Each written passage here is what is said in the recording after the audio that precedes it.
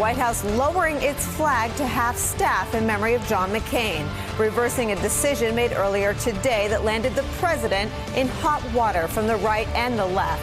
We're expecting a statement any minute from the White House with more details on that decision. It all comes after Donald Trump had seemed to double down on his own unique brand of smallness, with multiple news organizations chronicling his pettiness and petulance.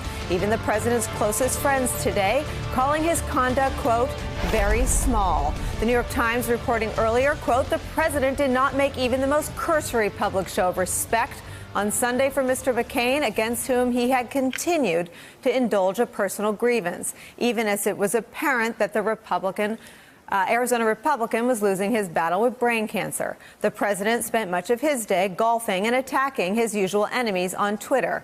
It's telling that John McCain chose two of his former political rivals to eulogize him: George W. Bush, with whom he duked it out in the GOP primary in 2000, and Barack Obama, who he faced in the 2008 presidential campaign. McCain's choice creates a contrast so stark it takes one's breath away. Donald Trump was never even a political rival of McCain's. Trump simply trolled the one-time prisoner of war, claiming he liked POWs who don't get captured.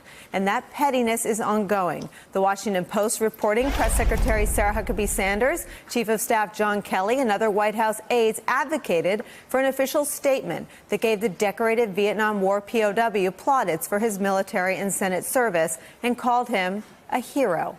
But Trump told aides he wanted to post a brief tweet instead, and the statement praising McCain's life was never released. The condemnation has been swift. Former Trump legal advisor Mark Corallo is quoted as saying, "It's atrocious. At a time like this, you would expect more of an American president when you're talking about the passing of a true American hero."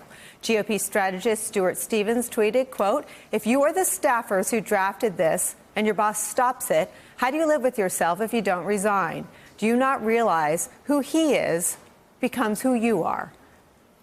Senator McCain's longtime advisor, Rick Davis, today read a statement from Senator McCain with an unsubtle observation about the political moment in which Senator McCain passed. We weaken our greatness when we confuse our patriotism with tribal rivalries that have sown resentment and hatred and violence in all the corners of the globe. We weaken it when we hide behind walls rather than tear them down, when we doubt the power of our ideals rather than trust them to be the great force for change they have always been. We are 325 million opinionated, vociferous individuals. We argue and compete and sometimes even vilify each other in our raucous public debates.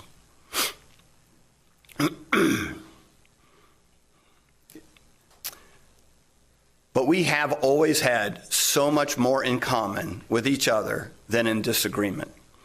If only we remember that and give each other the benefit of the presumption that we all love our country, we will get through these challenging times. We will come through them stronger than before.